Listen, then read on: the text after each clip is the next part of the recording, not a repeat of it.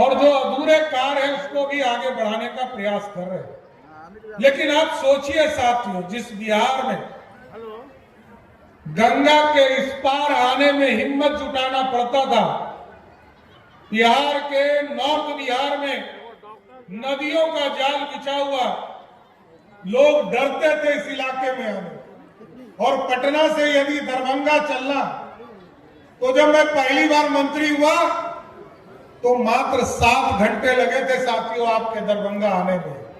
लेकिन आज मोदी जी और उसके पहले अटल बिहारी वाजपेयी जी और आदरणीय मुख्यमंत्री नीतीश कुमार जी की जोड़ी ने ऐसा बिहार बनाया है कि जो 7 घंटा लगता था दरभंगा आने में, आज 2 से 2.5 घंटे में आप दरभंगा पहुंचने का काम करते हैं। ये बदला हुआ बिहार है। और याद कीजिए, मुख्यमंत्री नीतीश कुमार जी जब सत्ता में पहली बार आए तो बिहार के ग्रामीण इलाके में 5 से 7 घंटा बिजली हुआ करता था। साथ मोदी जी प्रधानमंत्री बने तो आदरणीय मोदी जी ने कहा गांव-गांव बिजली पहुंचाने का काम करना, और नीतीश जी ने बढ़कर कहा कि मोदी जी ने कहा है गांव-गांव बिजली पहुंचाना है, नीतीश जी ने कहा हम घर-घर बिजली पहुंचाने का काम करेंगे और घर-घर बिजली पहुंचाएंगे।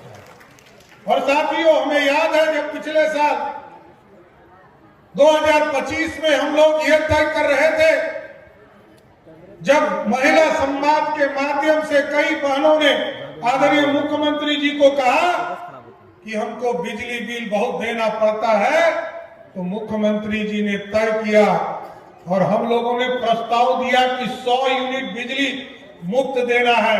लेकिन नीतीश कुमार जी ने कहा 125 यूनिट पूरे बिहार के लोगों को मुफ्त देने का काम किया। और मुझे गर्व है, आज के तारीख में कोई विरोधी दल का नेता हो, सत्ता पक्ष का विधायक हो या कोई गरीब हो, सबको जब बिजली बिल आता है साथियों, तो 125 यूनिट बिजली पहले दिन उसके बिजली बिल में माफ होता है। ये बदला हुआ बिहार है। और आज मैं गर्व से कह सकता हूं, सड़क बन गया, बिजली पहुंच गया, पानी पहुंचाने का काम किया गया। और आज नीतीश कुमार जी ने कहा है अगले 5 वर्षों में ऐसा बिहार बनाना है कि बिहार के जो लोग बिहार से पलायन करके दूसरे राज्य में जाते हैं, जो अच्छे नौकरी करने जाते हैं, उनको तो जाना चाहिए, वो जाए भी, लेकिन जो मजदूरी करने जाते हैं उनको एक एक व्यक्ति को बिहार के अंदर रोजगार देने का काम नीतीश कुमार और एनडीए की सरकार करेगी। और साथियों, आप सोचिए, अभी संजय झा जी और संजय सरावगी जी ने कहा ये मिथिला का हाट है और मिथिला पूर्ण रूप से विकास हो रहा है। और जितनी योजना आदरणीय मुख्यमंत्री नीतीश कुमार जी के नेतृत्व में शहर, चाहे वो शहर का विकास का काम हो, एम्स बनाने का काम आदरणीय प्रधानमंत्री जी ने यहाँ शुरुआत किया है, आदरणीय मुख्यमंत्री जी ने मेट्रो की कल्पना की है, मेट्रो का डीपीआर बनाने का काम किया जा रहा है, और यहाँ पर अंतरराष्ट्रीय हवाई अड्डा अगले 1 वर्षों में पूर्ण हो जाएगा। आप समझिए कितना बड़ा बिहार का एक स्थान होगा। आप इसलिए साथियों, मैं तो यही कहूंगा कि आज बिहार बढ़ रहा, और जिस तरह नॉर्थ बिहार में लोग पहले पानी के लिए तरसते थे, आज बिहार में लोग कहते थे कि गंगा के इस पार पानी से लोग डरते हैं और डरने का काम करते थे कि नेपाल से पानी आता है। और याद कीजिए 2007-8 में जब मुख्यमंत्री नीतीश कुमार जी थे, 1,92,000 क्यूसेक पानी नेपाल से छोड़ा गया और पूरा सहरसा, सुपौल, मधेपुरा, अररिया, किशनगंज और पूर्णिया के जिले में बाढ़ की स्थिति हो गई थी।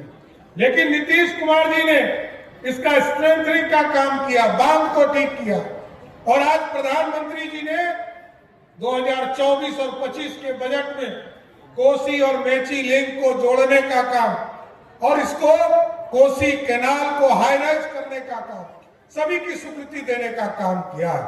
और हमें याद है 2024 के सितंबर माह में जब नेपाल से बाढ़ आया साथियों, 1,92,000 क्यूसेक पानी में आधा बिहार डूब गया था, लेकिन नीतीश कुमार जी ने ऐसी व्यवस्था खड़ा किया कि 6.5 लाख क्यूसेक पानी नेपाल से छोड़े गए, तब भी मात्र 156 गांव में ही बाढ़ आया।